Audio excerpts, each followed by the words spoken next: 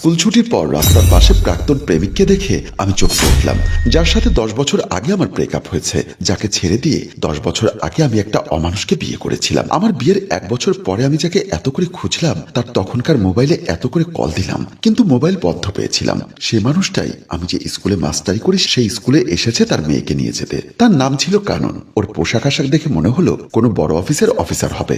ভাগ্যিস আমি বোরখা পরা ছিলাম, ও যাতে আমাকে চিনতে না পারে সাথে সাথে আমি হিজাব পরে ফেললাম। ও মেয়েকে নিয়ে রাস্তার পাশে দাঁড়িয়ে আছে, হয়তোবা গাড়ির জন্য অপেক্ষা করছে। আমি এতটাই ওর প্রতি আসক্ত ছিলাম এবং বিগত বছরগুলো ওকে এতটাই খুঁজেছিলাম যে আজ ওকে দেখার সাথে সাথেই আমি আমার সমস্ত কথা ভুলে গেলাম। আমিও তাড়াতাড়ি গিয়ে তার পাশে দাঁড়ালাম। সে আমার দিকে বিন্দু পরিমাণ তাকাচ্ছে না। আগে থেকে সে মেয়েদের প্রতি অতটা অনুরক্ত ছিল না। যা একটু পাগলামি করত তাও আমার জন্য। ওর সাথে কেন ব্রেকআপ হলো, কেনই বা আমি একটা অমানুষকে বিয়ে করলাম, সেসব কথা পরে জানাচ্ছি। নিশ্চয়ই ওর মেয়ে যেহেতু আমার স্কুলে পড়ে, সেহেতু ওর বাসা এখানে কোথাও কাছাকাছি হবে। এই মুহূর্তে ওর সাথে কথা বলাটা ঠিক হবে না। আগে ওর বাসায় কে কে আছে, কোথায় থাকে, এই খবরটা নিয়ে রাখি। পরে ধীরে সুস্থে ওর সামনে যাব, কারণ এই মুহূর্তে আমাকে দেখলে সে কোনো একটা সিন ক্রিয়েট করতে পারে। কারণ 10 বছর আগে তাকে যে আঘাত দিয়েছি, এখনো হয়তোবা সেই আঘাতের ক্ষত শুকায়নি। এমন সময় দেখলাম সে বিরক্ত হয়ে পকেট থেকে মোবাইল বের করলো, তারপর কাকে যেন কল করছে। হ্যালো সাকিব, তোমার শাড়ি নিয়ে আসতে তো লেট হচ্ছে কেন? অপর প্রান্তের ছেলেটি কি বলছে সেটা আমি শুনতে পাইনি, কিন্তু পরক্ষণেই কানন আবার বলল, তুমি বলেছিলে গ্যারেজে গিয়ে গ্যাস লাইনের কোবরাটা পাল্টাবে, গাড়ি ঠিক হয়ে যাবে। একটা গ্যাস লাইনের কোবরা পাল্টাতে এতক্ষণ লাগে? সর্বোচ্চ 10 মিনিট, বড় জোর 20 মিনিট। কিন্তু তুমি অফিস থেকে গাড়ি নিয়ে গেছো প্রায় 1.25 ঘন্টা। আমি মেয়েকে নিয়ে স্কুলের সামনে দাঁড়িয়ে আছি, তোমার আসতে আর কতক্ষণ লাগবে? বুঝতে পারলাম কানন নিজের গাড়ির ড্রাইভারের সাথে কথা বলছে, এবং এটাও শিওর হলাম সাথের মেয়েটি তার ওরসজাত সন্তান। এবার কাননকে বলতে শুনলাম, ঠিক আছে, তুমি গাড়ি নিয়ে বাসায় চলে এসো, আমি অটোতে করে মেয়েকে নিয়ে বাসায় যাচ্ছি।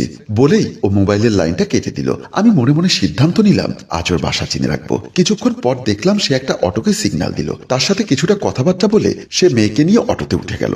আমি একটু দূরত্বে দাঁড়িয়েছিলাম বলে কথাবার্তাগুলো স্পষ্ট শুনলাম না, কিন্তু আমাকে যে তাকে ফলো করতে হবে, তাই পেছন পেছন আসা আর একটা অটোকে আমি সিগন্যাল দিলাম, এই মামা যাবেন কোথায়? তারপর একটু সামনে এগিয়ে যাওয়া কাননের অটোটাকে দেখিয়ে বললাম, ওই অটো যেদিকে যায় তার পেছন পেছন যান, আপনার ভাড়া যা আসে তাই দিব। তারপর অটোওয়ালার সম্মতি পেয়ে আমি ওই অটোতে উঠে বসলাম। আমি বললাম, ওই অটোকে ফলো করুন। আমার অটোওয়ালা দ্রুত চালিয়ে কাননের অটোটার একটু দূরত্বে এগিয়ে চলছে। আপনারা হয়তোবা ভাবছেন 10 বছর আগে যার সাথে আমার ব্রেকআপ হয়েছে, বলতে গেলে যাকে একরকম জোর করে আমি অ্যাভয়েড করেছি, আজ কেন আমার সেই প্রাক্তন প্রেমিকের পিছু নিলাম? আস্তে আস্তে সব জানতে পারবেন। আগে চলুন আমার সেই প্রাক্তন প্রেমিক কানন কোন বাসায় গিয়ে ওঠে দেখি। অটোওয়ালাকে বললাম, মামা ওই অটোটার আগে যাওয়া যাবে না, একটু দূরত্ব বজায় রেখে চলুন। আমার অটোওয়ালাও আমার কথা মতো এগিয়ে যাচ্ছে। আমার মনে পড়তে লাগলো অতীতের সেই দিনগুলির কথা। আজ থেকে 10 বছর আগে যখন কাননকে আমি একটা রেস্টুরেন্টে ডেকে এনেছিলাম, রেস্টুরেন্টটিতে কানন আমার আগে এসে বসে আছে। আমাকে লেট করে আসতে দেখে কানন বলল, 1 ঘন্টা ধরে তোমার অপেক্ষায় রেস্টুরেন্টে বসে আছি, আমাকে আসতে বলে তুমি এত লেট করলে কেন? আমি তোমার মতো বেকার নই। আমার কথা শুনে একগাল হাসি দিয়ে কানন বলল, এ ম্যাডাম, আপনিও কোনো কাজবাজ করেন না, শুধু লেখাপড়া করেন, সেটাও একটা কর্ম। কিন্তু তুমি লেখাপড়া শেষ করে এখনো কোনো কাজ জোগাড় করতে পারোনি, তুমি অকর্মা। তোমার সাথে প্রেম করছি, এটাও তো একটা কর্ম। দেখো কানন, আমি তোমার সাথে সিরিয়াস কিছু বিষয় নিয়ে আলোচনা করার জন্য ডেকেছি, এখন ফান করার মুডে নেই। Okay okay, I am serious, to be serious. দেখো, বাসা থেকে আমার বিয়ে দেবার জন্য চাপ দিচ্ছে। মা বাবা বলেছে আর বেশি দূর পড়াবে না, বিয়ে দিয়ে দিবে। হাতে নাকি ভালো একটা পাত্রও আছে। সাথে সাথে কাননের হাসি মুখটা কালো হয়ে গেল। মন খারাপ করে সে বলল, তুমি কি ডিসিশন নিয়েছো? আমি তো তোমাকে চাই। তাহলে সমস্যা কোথায়? সমস্যা তুমি বেকার। আমার কথা শুনে সে চুপসে গেল, কারণ বেকারত্বের অভিশাপ তাকে বেশ কয়েক বছর ধরে ভোগাচ্ছে। তার নীরবতা ভাঙতে আমি আবার বললাম, কিছু বলছো না কেন? কি বলবো? আমাকে প্রেমে পটানোর জন্য তো অনেক কথা বলেছিলে, এখন কেন চুপ হয়ে আছো? আমি কি জানতাম ভার্সিটি থেকে বের হবার পর এত বছর বেকার থাকতে হবে? তাহলে কি আমি বাড়িতে বলে দিব যে আমি ওনাদের পছন্দের পাত্রকে বিয়ে করব? তুমি কি পারবে? পারবো না বলেই তো তোমাকে বলতে আসলাম কিছু একটা করো। আমি তো চেষ্টা করছি, তুমি একবার বাড়িতে আমার কথা বলো না প্লিজ। আমি না হয় বাবা মরা দক্ষিণী মায়ের গরিব সন্তান, তোমার বাবা তো চাইলেই আমাকে যে কোনো একটা ভালো চাকরি ধরিয়ে দিতে পারে। ওনারা কি আমাকে নিয়ে ঠেকায় পড়েছে? তোমার মতো একটা বেকার ছেলের হাতে তুলে দিয়ে আবার চাকরিও জোগাড় করে দিবে? প্লিজ একবার বলে দেখো। সেদিন তার জোরাজুরিতে বাসায় এসে মাকে বললাম, মা একটা কথা বলবো। মা তখন আমার রুম ঝাড়ু দিচ্ছিল, আর আমি ড্রেসিং টেবিলের সামনে বসে কানের দুল খুলতে খুলতে কথাগুলো বলছিলাম। কি কথা বল? আমি একটা ছেলেকে ভালোবাসি। আমার কথা শুনে মা কিছুটা অবাক হয়ে ঝাড়ু দেওয়া বন্ধ করে দিল। তারপর আমার সামনে এসে বলল, যে কথা বলেছিস সে কথা মুখেও আনবি না। তোর বাবা শুনলে তোকে আর আমাকে কেটে বুড়িগঙ্গায় ভাসাবে। ভালোবাসা কি অপরাধ নাকি পাপ? সেটা জানি না, তবে তোর বাবার বংশে প্রেম ভালোবাসাকে কেউ সহজ চোখে দেখে না। মা, তুমি চেষ্টা করলে পারবে। আমি তো তোমাদের একমাত্র সন্তান, তাই না? আমার চাওয়া পাওয়ার কি কোনো মূল্য নেই? ছেলেটা কি করে? কিছুই করে না। মা অবাক হয়ে বলল, মানে? ওর নাম কানন। বাবা বেঁচে নেই। মা অনেক কষ্ট করে ওকে চট্টগ্রাম ইউনিভার্সিটি থেকে ম্যানেজমেন্টের উপর মাস্টার্স পাশ করিয়েছেন। কানন ব্রিলিয়ান্ট স্টুডেন্ট মা। আই হোপ খুব শীঘ্রই সে ভালো একটা চাকরি পাবে। বর্তমান বাজারে চাকরি পাওয়া, সোনার একটা হরিণ পাওয়া একই কথা। একে তো প্রেম করিস, তার উপর ছেলে বেকার। এ কথা শুনলে আমার মনে হয় না তোর বাবা রাজি হবে। তুমি আগে বলে তো দেখো। আচ্ছা দেখি।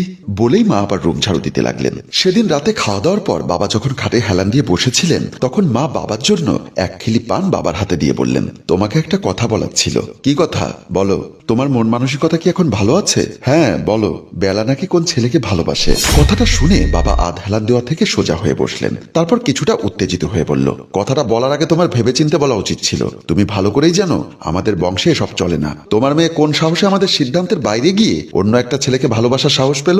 দেখো বেলার বাপ, তোমাদের সময় আর বর্তমান সময়ের মধ্যে বিস্তার ফারাক। এখন প্রতিটি ছেলেমেয়ের হাতে স্মার্টফোন। ওরা না চাইলেও একটা সময় বয়সের তাড়নায় এরা একজন আরেকজনের প্রতি দুর্বল হবে। আমি বলি কি, শুধু শুধু ঝামেলা না করে মেয়েটি যাকে ভালোবাসে তার সাথে তুমি একটু কথা বলো। মায়ের এমন কথা শুনে বাবা বর্তমান পরিস্থিতির আলোকে নিজেকে সংযত করে নেবার চেষ্টা করলেন। তারপর বললেন, ঠিক আছে, ছেলেটাকে কালকে বাসায় নিয়ে আসতে বলো। পরদিন যথাসময়ে আমি কাননকে নিয়ে আমাদের ড্রয়িং রুমে ওয়েট করছি। কিছুক্ষণ পরে বাবা আর মা রুমের ভেতর থেকে আসলেন। ওনাদের আসতে দেখে কানন দাঁড়িয়ে ওনাদের সালাম দিলেন। আসসালামু আলাইকুম। ওয়ালাইকুম আসসালাম। বসো। তারপর বাবা ও মা সোফাতে বসলেন। মায়ের চেহারা দেখে বুঝতে পারলাম মা কাননকে পছন্দ করেছে। বাবা কাননের দিকে এক নজর দেখে বলল, কি নাম তোমার? মোহাম্মদ কানন আহমেদ। বাবা? বাবা বেঁচে নেই, মা আছেন। তুমি এখন কি করছো? ব্যবসা নাকি চাকরি? কোনোটাই না। মানে? দুটো টিউশনই করি, চাকরি খুঁজছি। হোয়াট? বলেই বাবা দাঁড়িয়ে গেলেন। সাথে সাথে মা এবং আমিও দাঁড়িয়ে গেলাম। কাননও ভয়ে ভয়ে দাঁড়ালো। তারপর বাবা কাননকে ইচ্ছা মতো বকতে লাগলো। একটা গরিবের ছেলে হয়ে কিভাবে পয়সাওয়ালা মেয়ের সাথে সম্পর্ক করলে, এবং কোন সাহসে বিয়ের প্রস্তাব নিয়ে আমাদের বাড়িতে আসলে? আরো নানা ধরনের বকাবকি, সাথে আমাকেও যা ইচ্ছা তাই বলে যাচ্ছে বাবা। আমি সহ্য করতে না পেরে মুখ চেপে ধরে কান্না করতে করতে রুমের ভেতরে চলে গেলাম। সেদিনের পর বাবা মা আমাকে আর কলেজে যেতে দেয়নি, রুমের ভেতর আটকে রেখেছেন। আজ আমাকে পাত্রপক্ষ দেখতে আসবে, তাই বিউটি পার্লার থেকে পিচ্চি একটা মেয়ে এনেছে আমাকে সাজিয়ে দেবার জন্য। মেয়েটি আমাকে ড্রেসিং টেবিলের সামনে বসিয়ে সাজিয়ে দিচ্ছে। মেয়েটা দেখতে ছোট হলেও মেকআপের হাত পাকাপোক্ত। আমার বারবার কাননের কথা মনে পড়ছে, আর নিজের অজান্তেই চোখ দিয়ে পানি গড়িয়ে পড়ছে। বিউটি পার্লারের সেই পিচ্চি মেয়েটা বলল, আপনি এভাবে কান্না করলে আমি আপনার মেকআপ করব কিভাবে? প্লিজ আপনি একটু শান্ত হন।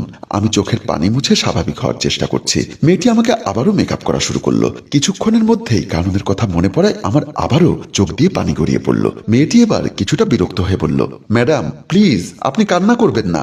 আপনি এভাবে বারবার কান্না করলে আমার মেকআপ খারাপ হবে। তখন আপনার বাবা আমাকে বকাবকি করবে। ওনারা আপনাকে পার্লারে না পাঠিয়ে বেশি টাকা দিয়ে আমাকে বাসায় এনে আপনাকে মেকআপ করাচ্ছেন। মেকআপ খারাপ হলে কি ওনারা আমাকে টাকা দিবেন?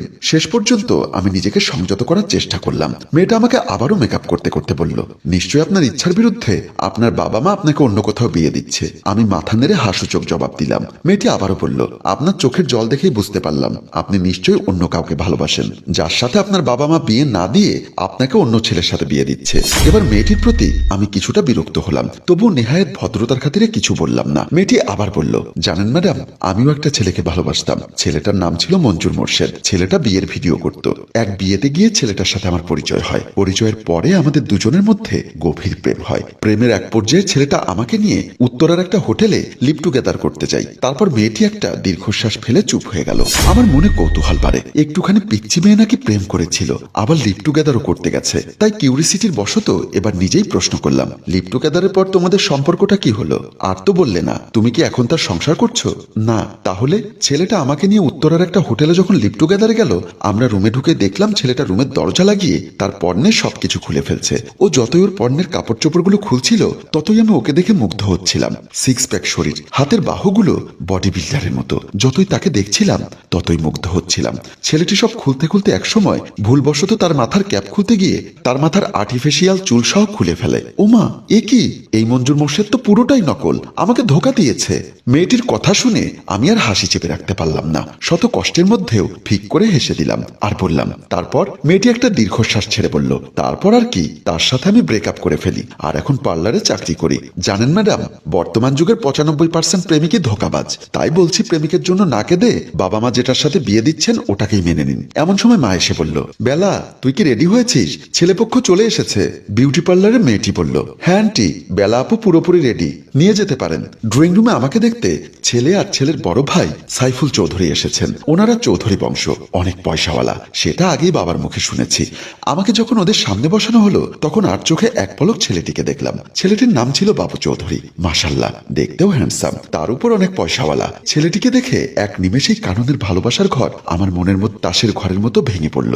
আমার কেন জানি বাবু চৌধুরীকে ভালো লেগে গেল।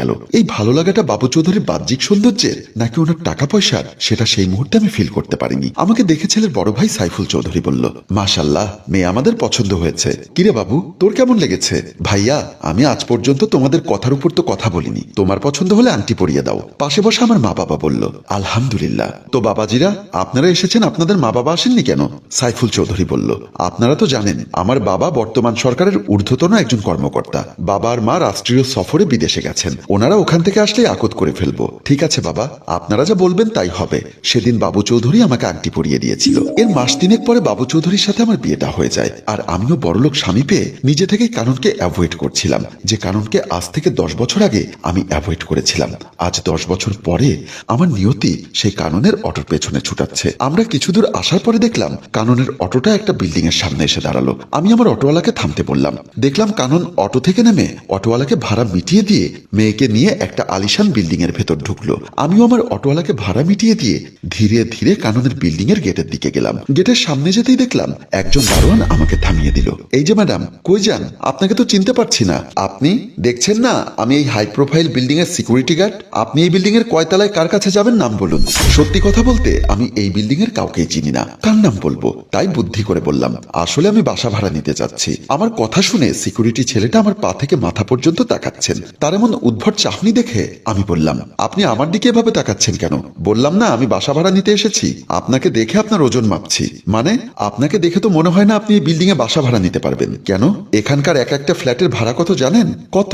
পার মান্থ 80,000 টাকা, যাকে বাংলায় বলে নগদ 80,000 টাকা। এর বাইরে আছে ইউটিলিটি বিল, সব মিলিয়ে প্রতি মাসে 1 লাখের উপরে ভাড়া পড়বে। আপনার গেট আপ ড্রেস আপ দেখে তো মনে হয় না আপনি প্রতি মাসে 30,000 টাকার উপরে ইনকাম করেন।